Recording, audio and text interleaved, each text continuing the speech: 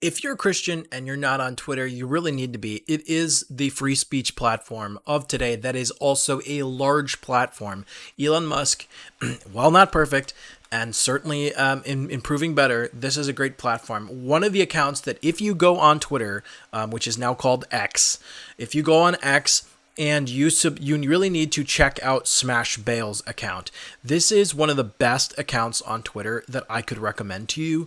It's just a guy who just got started doing this and doing a little idol smashing, chop chop. It is a fantastic account. He had a great post the other day.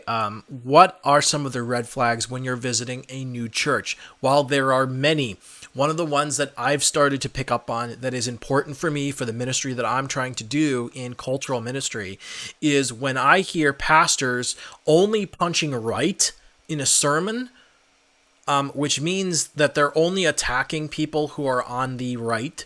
And when asked why they don't really punch left much, they'll tell you that they're keeping their pulpit free of politics. But what actually is happening is that they're open to attacking political issues when they're on the right. Like, you have no idea how easy it is for a quote-unquote conservative pastor to actually say Donald Trump's name by name in the pulpit, saying negative things about Donald Trump, but they don't go near any of the other politicians. And so that is a key understanding of a significant problem that has occurred within conservatism, in particular within the church.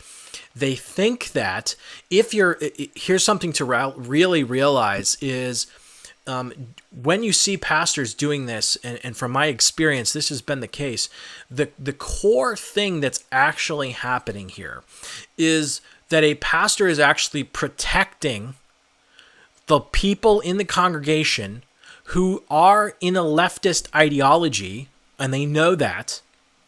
But the people on the right, because of the predominance of what's going on in culture in a church, the predominancy most likely will be conservative. And so if they alienate a few conservatives, they're fine with that. But you can't alienate the left because the people who are leftists will take issue with you at a higher level than a conservative will. Number one. Number two, that shows a preference for when you protect the left from understanding. It shows how close their ideology, their beliefs are to which side of the polls. They're going to show you by example continuously when they're doing this that they do not actually hold to conservative biblical beliefs when it comes to applying it to culture and public policy.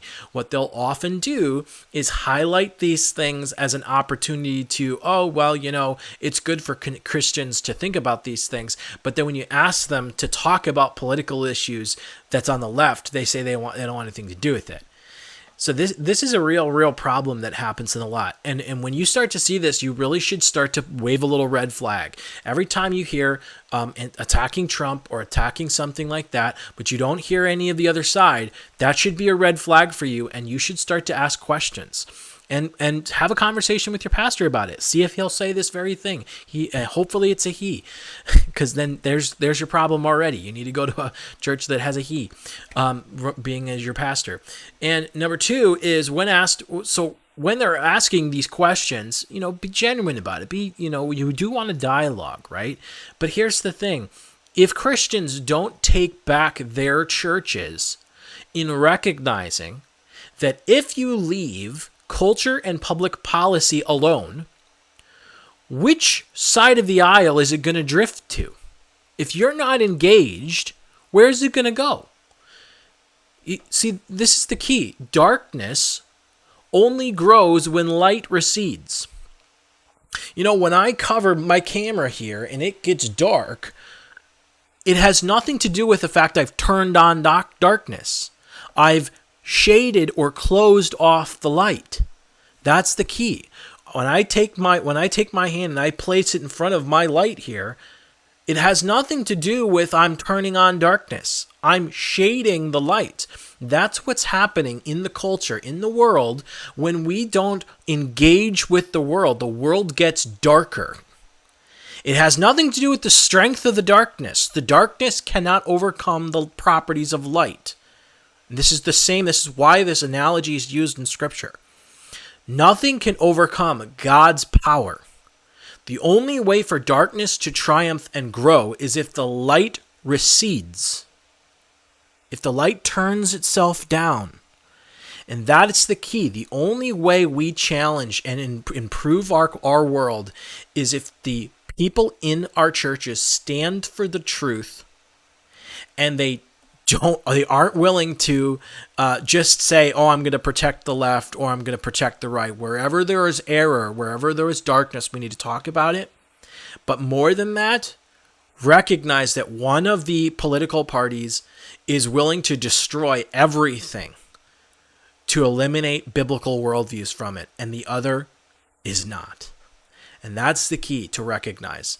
And if our churches don't get this basic understanding that there's no moral equivalence here anymore, like it used to be, we're going to have problems. And if that's the case, you might need to not only look for another church, but maybe consider banding together with other believers and starting a new one.